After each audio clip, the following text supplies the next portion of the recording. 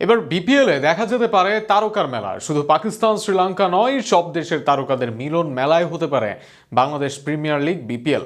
এখনো অকশন না হলেও বিসিবির দীর্ঘমেয়াদী পরিকল্পনায় বিপিএল এর এবারের আসরে দেখা যেতে পারে বড় বড় তারকাদের। সেটি কিভাবে সম্ভব তা নিয়ে বিস্তারিত থাকছে প্রতিবেদন।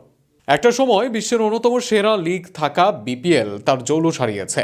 ব্রডকাস্টিং, পিচ, মাঠের বাইরের বিতর্ক, নানা বিষয় নিয়ে সমালোচনা থাকে। তবে সবচেয়ে বেশি বিপিএলকে বিবর্ণ করেছে ভালো মানের বিদেশি খেলোয়াড় না থাকা।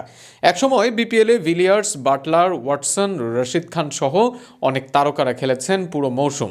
আর সেখানে নিজ দেশের লিগে দল না পাওয়া খেলোয়াড় ভেরাচ্ছে বিপিএল।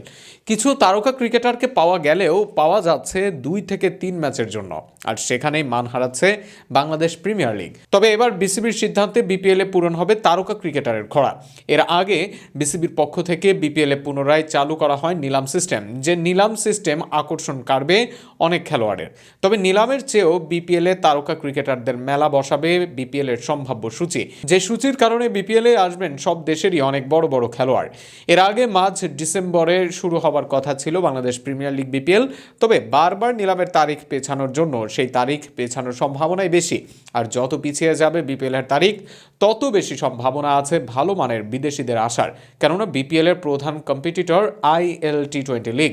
দুবাইয়ের এই লিগে প্রতি দলে বিদেশি সংখ্যা 10 থেকে 15 জন। এর বাইরে সব দেশের বড় তারকারা এখানে খেলেন টাকার লোভে।